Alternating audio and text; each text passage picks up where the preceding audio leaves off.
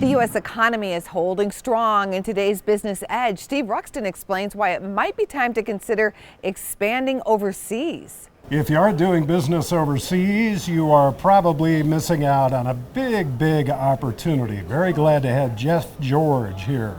Jeff heads up Baker Tilly's international service practice. Jeff, good to have you here. Thank you very much, Steve. Let's talk international investing. If you are a business owner, a business leader, how do you take a litmus test for what you're doing to decide if you should try to expand overseas?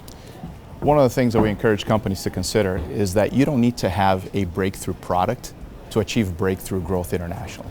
Often, if you have just enough more than the local players, if you have a reputable brand, if you are known for something in your industry, chances are that with what you've already done, you have fertile markets abroad that can welcome your product. We also find that there's somewhat of a self-limiting belief by either business leaders that haven't yet expanded abroad with their companies, that maybe they think, well, international is great, but it's for those companies, it's not for us. Right. And what we find is that it's actually not the case. Most companies have the potential to do very well abroad if they know exactly what to do, where to go, and that's, in our experience, what we've seen happen, is taking the surgical approach on identifying the right match between a market potential with the right product and the right company.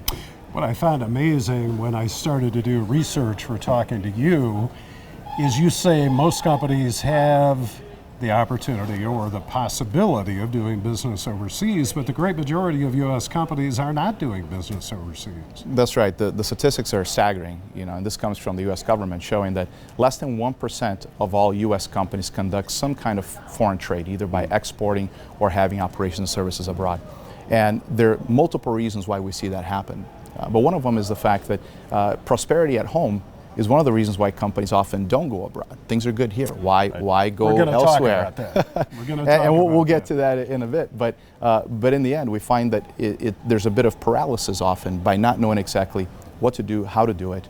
And once companies are ushered and shepherded through that process, to recognize that the risks can be mitigated, that the traction can be accelerated, that in the end they have an opportunity to grow abroad, it really transforms them. And as a result of that, they can transform what they do at home. What if you're a smaller company? And I don't want to necessarily say mom and pop, but why not? Do they have a shot? Absolutely they do. I think that one of the beauties of international markets is that they don't discriminate on the basis of company size. And that's where I think often companies have an opportunity to do something abroad they have yet to break into a certain strata of the market right here at home. Thank you for coming. Thank you so much for having me. For more Business First AM, check us out on social media. We're on Facebook, YouTube, and Twitter. And go to businessfirstam.com for where to see our show on TV.